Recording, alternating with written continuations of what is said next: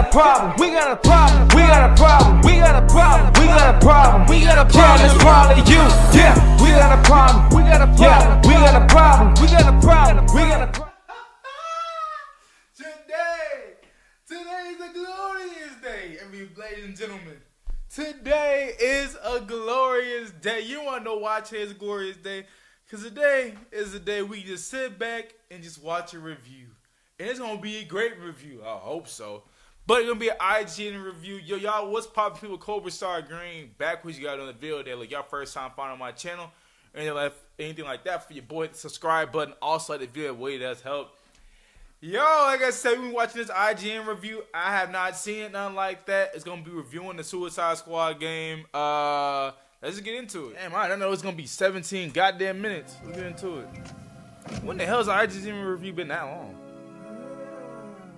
I really want to love Suicide Squad Kill the Justice League. That I love part right Rocksteady's there Batman sucked. Arkham series. I love open world superhero action. I've even had short but passionate affairs with looter shooters. But something about this particular intersection of all those things just doesn't sit right. This is Whether why it I'm be here. underwhelming loot systems, bland and repetitive mission design, or hollow post game, I just can't see That's the myself thing about wanting these to play shooters, much bro. more now that I've burned Like, past it's the just so campaign boring. story. That's a big problem so for a live repetitive. service game aiming to keep our attention for months, if not years on end. It's also a shame as there's a good story being told in well-made cutscenes with snappy Good writing story. and performances. No, the carrying cutscenes a is lot of A1 the though. weight. I But gotta beyond give it to them. The cutscenes are A1. that, Suicide Squad Kill the Justice League never consistently offers enough fun to go toe-to-toe with the successful games in this genre. What? You talking about just the genre? You ain't talking about Arkham Knight and Arkham City.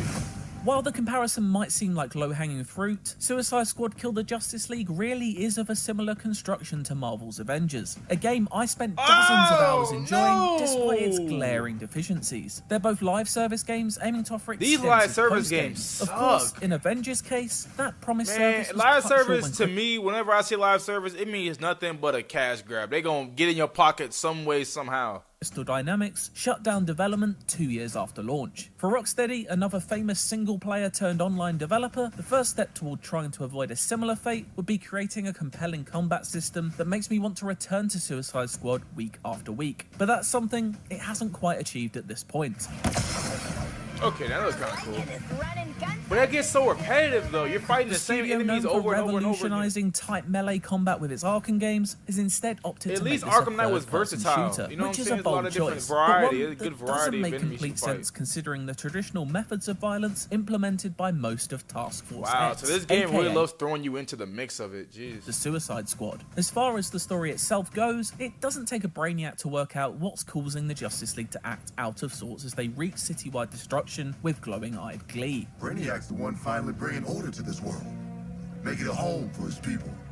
All this, soon it'll be a new planet Cobra. See, that's a cool Yes, cutscene. traditional Superman villain Brainiac has hatched an evil plan to take over the planet and remake it in an image of his own creation, and that involves controlling members of the Justice League's My minds. thing is, he can control all the Justice League members, mainly all Justice League members, but he can't control the Suicide Squad. Come on. Oh, and you'll never guess this, the Suicide Squad is called in to kill the Justice League by any means necessary. What threatens to be a straightforward story fans have largely heard before branches out around the halfway point into interesting directions. That's in no small part thanks to the phenomenal character design work and script writing that brings each member of the cast to life as they successfully banter along that tightrope thin line between charming and insufferable. Just Oh my picture gosh, it. she's such a Harley superhero. Quinn kills the Justice League. Oh, Sidekick's got something to prove now that the boyfriend's dead. Sidekick? Oh, honey. The late great Kevin Conroy excels in one of his final turns as the Dark Knight, showing us an even darker side to the Caped Crusader than we've seen from him before. Let their corpses strike fear into those who He don't do what he resist. ain't Tara finna do what Strong I is think he once about to again do. pitch perfect as the Did he kill that anarchic guy? Harley Did he Quinn, shoot and him? Joe Sanoa, aka Samoa Joe, dryly delivers each of King Shark's one-liners to great effect. Playable That's what team I'll say though. members The dude that does play King Shark, he's good. He's good. Harley Quinn, Deadshot, King Shark, He, like, and embodies Captain Boomerang King Shark. are exciting characters with trademark weapons, from boomerangs to booming hammers and sharp-shooting sniper rifles to sharp-tooth snapping. What's especially disorienting is that while there are fun and wildly different abilities the Rocksteady could have Everybody taken said, advantage of to Deadshot's the create worst one to varied play with. vigilantes who each bring their own style of play to the table, instead they're all reduced to the same baffling blueprint. Like, everybody who seem to said love nothing more than Deadshot. Everybody firing said Deadshot's the worst one to play with. guns and occasionally throwing grenades. Granted, they do each have signature melee and traversal attacks, Everyone like says Harley's King sweeping Shark's the baseball best. bat hits, or Boomerang's enemy chaining namesake, but the overwhelming focus here is on shooting and collecting an increasingly powerful arsenal of guns. They only can be fun Where for the so... Arkham games had a much more deliberate flow as you waited for enemies to make the first move before delivering crushing counters, Suicide Squad cranks up the speed as you zoom around hurling bullets into bad guys at a relentless pace. It's undeniably impressive at times, with an emphasis still placed on combo chasing and stylish takedowns while taking no damage. There are even bits that reminded me of some of my favourite action games, such as the shield harvest mechanic, which encourages aggressive play, echoing the attitude of Doom or So it seems Control, like this whole wherein the entire best game form of just defense is to attack even wants more. aggressive As is play. typical for a That's how you class-based play the game, game, just be each character aggressive. specializes in certain skills and can be tweaked to your liking thanks to extensive skill trees. For me though, the biggest deciding factor in choosing which criminal fit my style best was in testing out each of their movement abilities, as most of them felt clunky at first. After a bit of experimentation, I settled on Aussie inmate Captain Boomerang and his teleporting Speed Force Gauntlet, which I used to flank enemy hordes to my heart's content. I steadily constructed an effective close-up boomerang build with traversal mods that gave me a 40% damage boost to enemies within 5 meters, and paired that with a freezing melee attack and a legendary shotgun that shattered all who got near. Hate on the game, man. Where's the hating at? Where it at? Oh shoot, I didn't mean to do that. Uninspired encounter designs with seemingly no ambition shown toward making any Orford missions that stand out. Rocksteady built out its Gotham City with numerous landmarks that served as fantastic contained levels inside an open world. In That's Suicide true. Squad, however, interesting interiors are kept at a premium, with almost all of the action taking place high above the city and at great speed. That's Arkham another City's thing, combat yeah. arenas were so expertly designed, like mini action levels found within a sprawling open world with environmental takedown opportunities and creative ways to move around constantly present. But here, only blink and you'll miss it flashes of this philosophy can be seen. Come on then, you prick! Okay, here we go.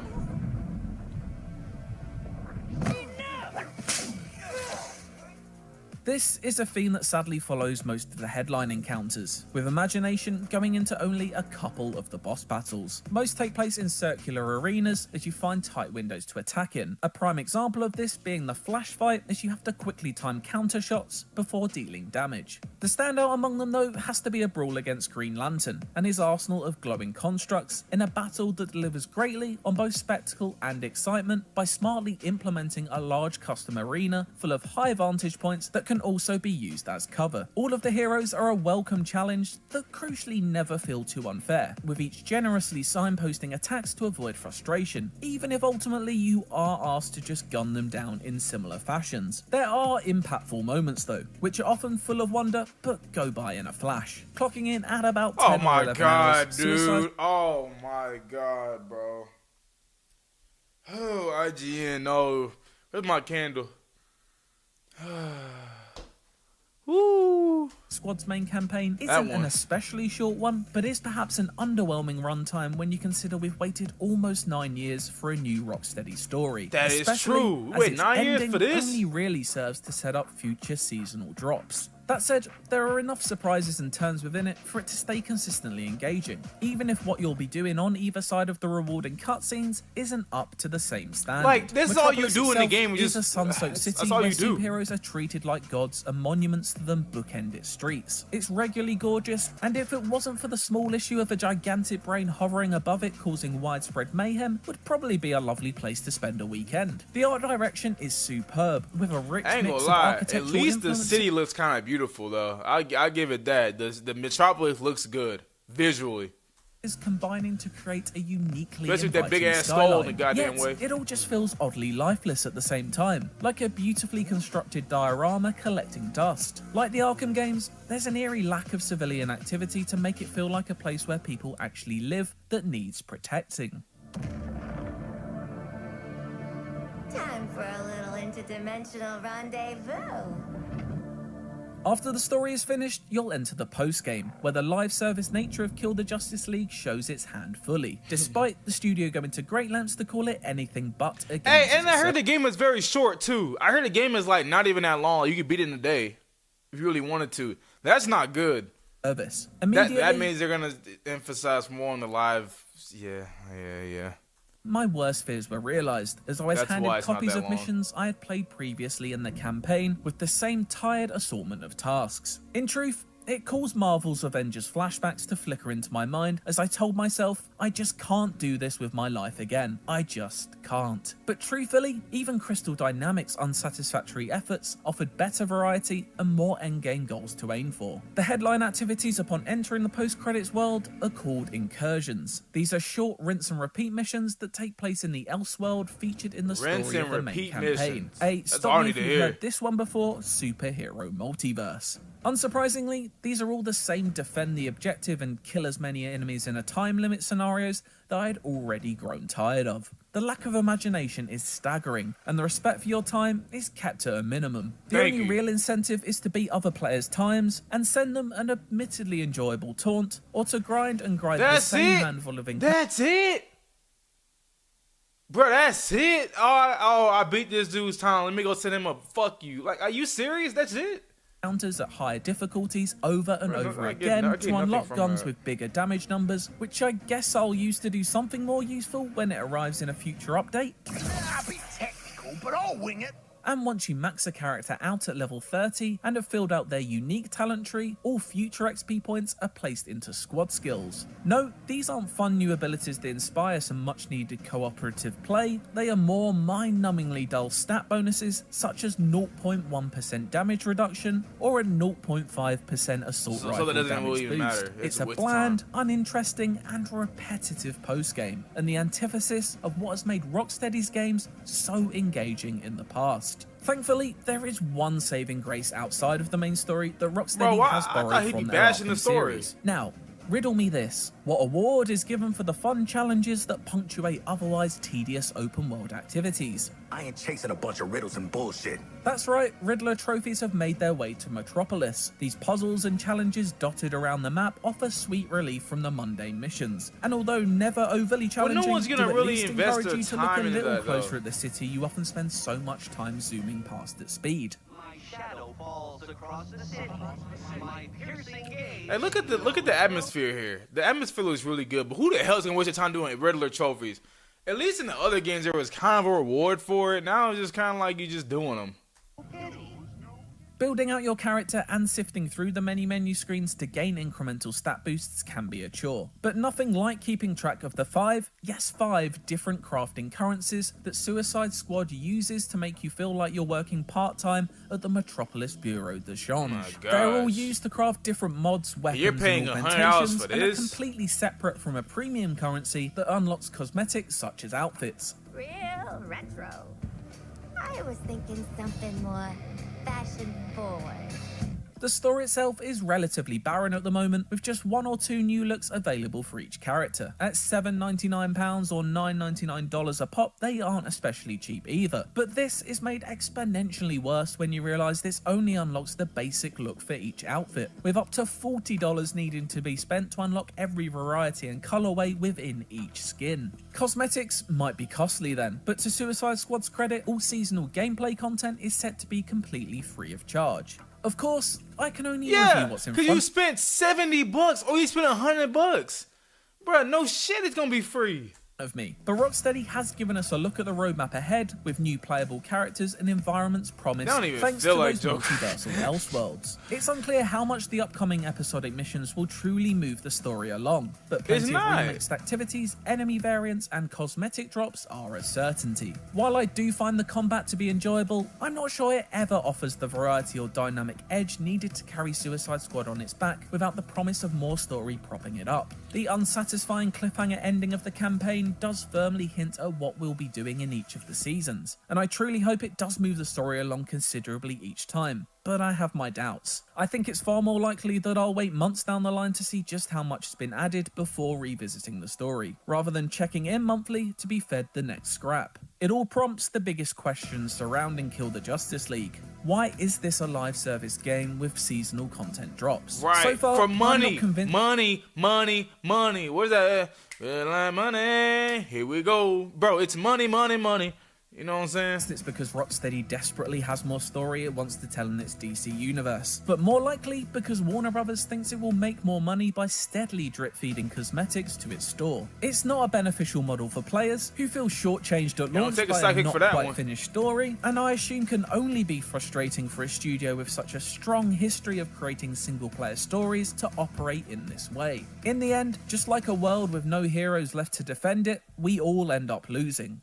A musclehead, a nut job, something that offends my eyes, and a homeless person.